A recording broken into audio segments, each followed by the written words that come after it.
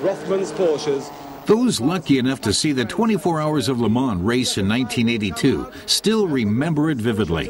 The then new Porsche 956 models had undergone little testing, yet they swept the top 3 spots in the world's toughest endurance race. Jackie Ickx and Derek Bell made history with their spectacular victory.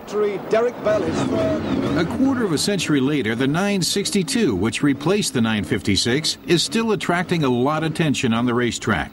The cars produced at the Zuffenhausen factory are painted in Jägermeister colors at the Daytona Speedway. Among them is a 3-liter turbo that packs a walloping 680 horsepower. The Porsche has taken the checkered flag 7 times in Le Mans. 5 of those victories were with Derek Bell at the wheel. Since then, the racing legend has signed thousands of autographs. Although he's one of the most accomplished drivers in the world, Bell remains down to earth, just like the car, which stays plastered to the track, thanks to its high downforce dynamics. Bell was one of the first drivers given the honor of test driving the race car. Well, the reason that we weren't fast, or even if one of us was not fast, was because we had to get used to ground effect. And none of us had driven a car with so much grip. And that's the thing that we had to get used to. Normally, you know, you drive a car and immediately you feel the car moving around. And with this sort of car, it has so much grip, so much big tires, that in fact the car didn't move when you went round the corners. And you went, okay. And you went round again, it still went fast. And that's been the development over the years, even up to now with the latest modern sports cars. They have so much grip that you actually cannot make the car drift. And if you can't drift it, you can't get to a limit. It's very difficult to get to a limit. Porsche and its drivers have earned a reputation for being second to none.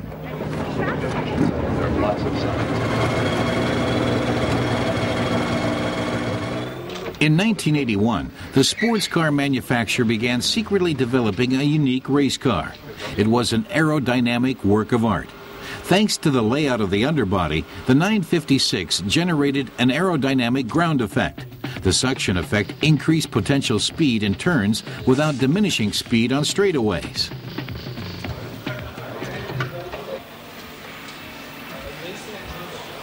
From the test block to the test track, every component of the prototype had to be evaluated. But despite the huge amount of work that goes into designing and building a new car, Porsche was ready to race in record time. The result was the most successful racing car in history. The ground effect made unheard of speeds through curves possible. 25 years later, the 962 still reigns supreme at Daytona.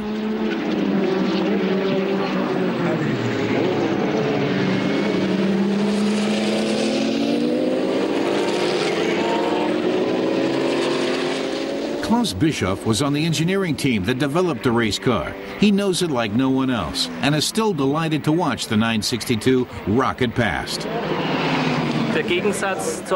Unlike an aircraft which is supposed to take off, this car is designed to stay on the ground, he says. For example, the spoiler, the wing, is attached to the car backwards, so it would never rise from the runway. The shape of the underbody and its channels cause it to be pulled toward the ground. It would pull manhole covers out of the road. We've calculated that theoretically. At speeds above 340, you could drive it on the ceiling. That's possible. In Le Mans, we went over 370 or 380. At that speed, the car would no longer fall.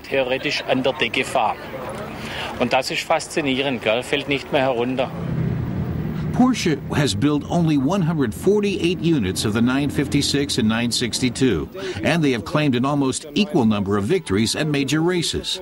But the first win still remains the most spectacular, in 1982 with Derek Bell and Jackie Ickx at the wheel in Le Mans. Their appreciation to 2 great sports car drivers.